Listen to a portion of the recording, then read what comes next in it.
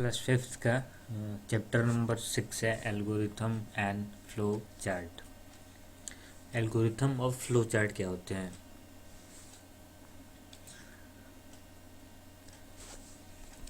तो सबसे पहले आपको बताया गया है कि computer is an electronic device. ये हमें पहले से पता है कि जो कंप्यूटर होता है वो एक इलेक्ट्रॉनिक डिवाइस होता है जो कि एक सेट ऑफ इंस्ट्रक्शन पे काम करता है जो हम उसे कंप्यूटर को देते हैं, और उन सेट ऑफ इंस्ट्रक्शन को क्या कहते हैं?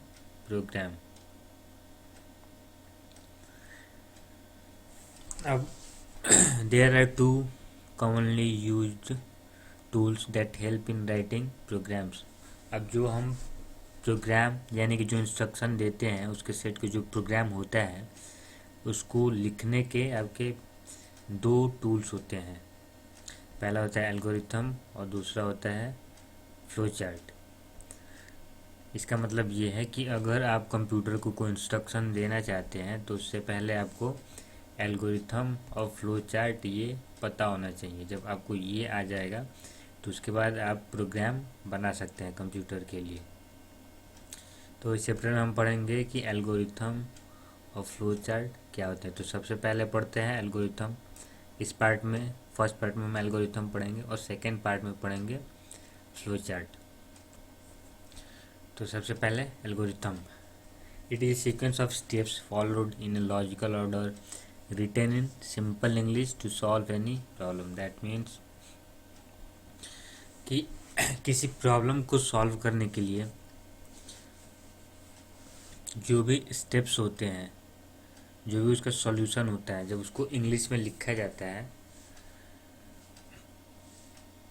एक लॉजिकल ऑर्डर में, तो उसी को ही हम एल्गोरिथम कहते हैं। जैसे आपका यहाँ पे एग्जाम्पल दिया हुआ है कि अगर आपको नहाना है यानी कि टेक बाथ, तो आप ये भी एक तरीके का एक काम है। तो इस काम को करने के लिए आप कौन कौन से स्टेप फॉलो करते हैं, अगर उन स्टेप्स को हम सीक्वेंस में लिखते हैं ऑर्डर बाई ऑर्डर कि पहले क्या करेंगे फिर उसके बाद क्या करेंगे फिर उसके बाद क्या करेंगे, जब उसको हम सिंपल इंग्लिश में लिखते हैं तो वो ही एल्गोरिथम होता है। वही चीज़ यहाँ पे बताई गई है कि किसी भी प्रॉब्लम को सॉल्व करने के लिए जो उसका सॉल्यूशन होता है, जब हम उसको इंग्लिश में एक लॉजिकल ऑर्डर में यानी कि स्टेप वाइज जब हम लिखते हैं तो उसको ही एल्गोरिथम कहा जाता है। यहाँ पे आपका एग्जांपल दिया है कि अगर आप नहाते हैं तो उसके लिए क्या क्या आप स्टेप फॉलो करते हैं। तो सबसे पहले आप टैप को ओपन करते हैं, ठीक है। देन अगर आप वाटर बकेट में वाटर फिल करके अगर नहा रहे हैं तो आप क्या करेंगे, टैप ओपन करने के बाद बकेट में पानी फिल करेंगे, पानी भर लेंगे उसमें, और जब पानी भर जाएगा देन थर्ड स्टेप आपका क्या होगा, आप टैप को बंद कर देते हैं। उसके बाद आप सोप लेते हैं, अपनी बॉडी पे अप्लाई करते हैं यानी कि अपनी बॉडी पे साबुन लगाते हैं, एंड देन उसके बाद पानी से धो लेते हैं। तो ये जो नहाने का प्रोसेस है उसको स्टेप बाय स्टेप बताया गया है कि पहला क्या स्टेप होगा, फिर दूसरा क्या होगा, फिर तीसरा क्या होगा।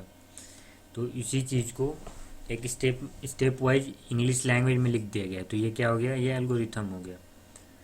तो ऐसे ही किसी भी प्रोसेस को अगर हम सॉल्व करने के जो उसके स्टेप्स होते हैं उसको इंग्लिश में लिखते हैं ऑर्डर में, तो उसी को ही एल्गोरिथम कहते हैं।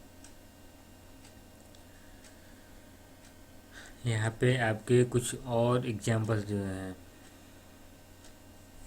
जैसे आपका ये दिया हुआ है कप ऑफ टी, चाय अगर आपको बनाना है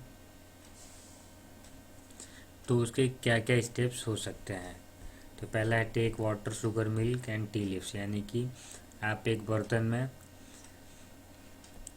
पानी लेते हैं,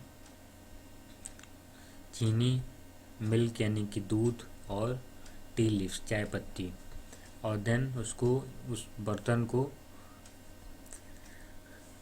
स्टोव पे या जो भी आपके पास इलेक्ट्रिक स्टोव है उस पर रख के उसको क्या करते हैं, गरम करके बॉईल करते हैं, ठीक है। और जब दूध चाय बन के तैयार हो जाता है तब आप क्या करते हैं, उसको कप में डाल के पीते हैं। तो ये भी एक तरीके का एल्गोरिथम हो गया, क्योंकि यहाँ पे क्या किया गया है, जो चाय बनाने का प्रोसेस है उसको क्या किया गया है, इंग्लिश लैंग्वेज में स्टेप बाय स्टेप लिखा गया कि पहले हम क्या करेंगे, उसके बाद क्या करेंगे। तो इसलिए ये एक एल्गोरिथम हो गया।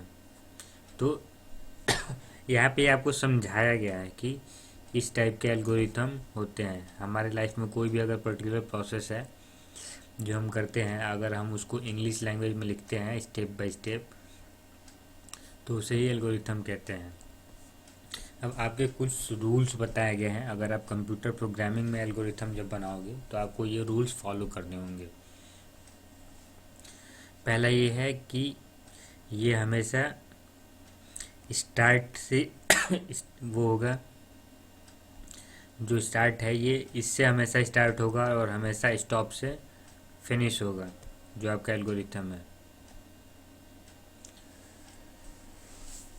Give a line number two each instruction, यानी कि हर एक इंस्ट्रक्शन का एक लाइन नंबर की यहाँ पे आपका दिया गया था स्टेप। कहने का मतलब ये है कि जितने भी आप इंस्ट्रक्शन देंगे तो उसको एक लाइन नंबर या एक स्टेप नंबर दे देंगे कि ये कौन सा स्टेप है। राइट ईच इंस्ट्रक्शन इन ए सेपरेट लाइन, यानी कि हर एक इंस्ट्रक्शन यानी कि हर एक स्टेप आप अलग अलग लाइन में लिखेंगे। जैसा कि आप यहाँ देख सकते हैं कि हर एक, पहला तो ये था आपका कि ये हमेशा स्टार्ट होगा और स्टॉप से फिनिश होगा। तो यहाँ पे तो आपका सिंपल डेली लाइफ का एग्जांपल दिया है, इसलिए यहाँ पे स्टार्ट और स्टॉप नहीं लगा है। अगर आप आगे देखोगे यहाँ नेक्स्ट में, तो ये स्टार्ट से शुरू हुआ है और स्टॉप से ख़त्म हुआ है, ठीक है। और दूसरा आपका पॉइंट ये था कि हर एक इंस्ट्रक्शन का एक लाइन नंबर देंगे, यानी कि मैंने बोला था कि स्टेप या लाइन नंबर, तो यहाँ पे स्टेप ही देंगे तो ज़्यादा बेटर है। तो हर एक इंस्ट्रक्शन का आपका यहाँ पे स्टेप दिया है, स्टेप 1 स्टार्ट, फिर स्टेप 2, जो भी आगे है उसका स्टेप नंबर या लाइन नंबर देते जाएंगे। Right each instruction in separate line, यानी कि जब एक इंस्ट्रक्शन ख़त्म हो जाएगा तो उसके बाद जो नेक्स्ट इंस्ट्रक्शन होगा, जो नेक्स्ट स्टेप होगा, जो नेक्स्ट लाइन होगी, वो अगली लाइन से स्टार्ट करेंगे। ये नहीं कि एक ही में पैराग्राफ जैसा लिख देना है, ऐसा नहीं करना है। पैराग्राफ में बिल्कुल भी नहीं लिखना है, आपको अलग अलग स्टेप्स बना के लिखने हैं। Function of each statement needs to be very clear, यानी कि हर एक लाइन को पढ़ के ये पता चलना चाहिए कि उस लाइन में क्या प्रोसेस हो रहा है। आपको क्लियरली उसे पढ़ के समझ आ जाना चाहिए कि उसमें क्या लिखा हुआ है, ठीक है। तो ये तो हो गए रूल्स आपके। अब यहाँ पे आपके कुछ एग्जाम्पल दिए गए हैं। ये है आपका एग्जैक्टली एल्गोरिथम का एग्जाम्पल, रूल्स को फॉलो करते हुए। ऊपर जो था एग्जाम्पल टेकिंग बाथ का और टी बनाने का, वो तो आपका जनरल एग्जाम्पल था, उसमें कोई रूल वगैरह फॉलो नहीं किया गया था। यहाँ पे आपको पूरा रूल फॉलो करना है। तो पहला स्टेप आपका पढ़ा था आपने कि ये हमेशा स्टार्ट से स्टार्ट होगा और स्टॉप से ख़त्म होगा। तो पहला स्टेप हो जाएगा आपका स्टार्ट। अब ये क्या है, बटर टोस्ट बनाने का एल्गोरिथम है। तो स्टार्ट होगा, फिर सेकंड स्टेप में जो आपका ब्रेड होता है, ब्रेड को काट लेंगे। ब्रेड आपका आता है, एक मिनट, ब्रेड लोफ आपका आता है इस टाइप का, ऐसे गोल सा होता है, लंबा ब्रेड टाइप का, और ये कटा हुआ नहीं होता है, ये पूरा एक सिंगल पीस होता है। जब हमें ब्रेड टोस्ट बनाना होता है या बटर टोस्ट, तो हम क्या करते हैं कि चाकू इसमें से स्लाइसेस ऐसे काटते जाते हैं और उसमें बटर लगा के और उसको टोस्टर मशीन में या फिर तवे पर रख के उसको बटर लगा के सेक लेते हैं और खाते जाते हैं। तो ये जो सिंगल पीस है ना, यहाँ से यहाँ तक, इसी को ही लोफ कहते हैं, लोफ ऑफ ब्रेड। तो यहीं यहाँ पे बताया गया है कि लोफ ऑफ ब्रेड में से एक एक स्लाइस काटते जाएंगे किसी एक एंड से, यानी कि या तो यहाँ से काटो या फिर यहाँ से, किसी एक एंड से एक एक पीस काटते जाएंगे।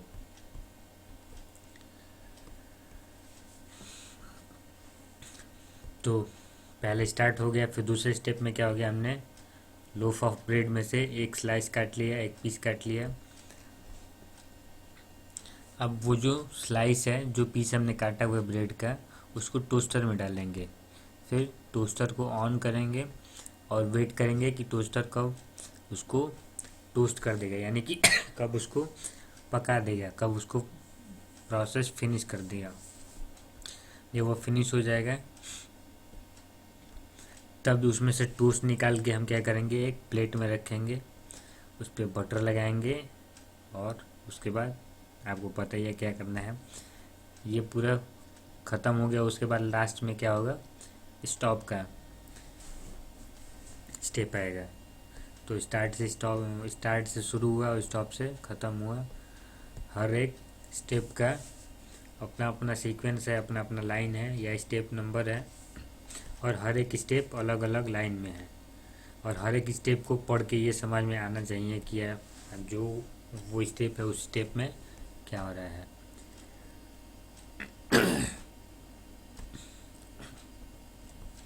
अब नेक्स्ट एल्गोरिथम है आपका दो नंबर्स को मल्टीप्लाई करने का, यानी कि जब आपको दो नंबर्स को मल्टीप्लाई करवाना हो तो कैसे करेंगे, उसके क्या स्टेप्स होते हैं, क्या स्टेप फॉलो करके हम दो नंबर्स को मल्टीप्लाई करवा सकते हैं। तो रूल्स को फॉलो करते हुए पहला स्टेप होगा हमारा स्टार्ट का, ठीक है। अब दो नंबर्स को मल्टीप्लाई करने के लिए हमें दो नंबर्स भी चाहिए, तो इसलिए हम क्या करेंगे, पहले पहला नंबर इनपुट लेंगे, फिर दूसरा नंबर इनपुट लेंगे। तो स्टेप 2 में हमारा पहला नंबर मिल जाएगा और स्टेप 3 में दूसरा नंबर मिल जाएगा। अब स्टेप 4 में क्या करेंगे कि हम उन दोनों का मल्टीप्लाई कराएंगे, यानी कि जो नंबर 1 है और नंबर 2 उन दोनों का मल्टीप्लाई कराएंगे। स्टेप 5 में जो रिजल्ट आया है उसको हम प्रिंट कर देंगे। मल्टीप्लाई का प्रोसेस हमारा हो गया, उसके बाद स्टॉप कर देंगे। प्रिंट का मतलब है कि जो भी हमारा रिजल्ट आया है वो हम दिखा देंगे कि ये आपके मल्टीप्लिकेशन का रिजल्ट है। अब नेक्स्ट है आपका फ्लो चार्ट, तो ये हम पढ़ेंगे नेक्स्ट पार्ट में।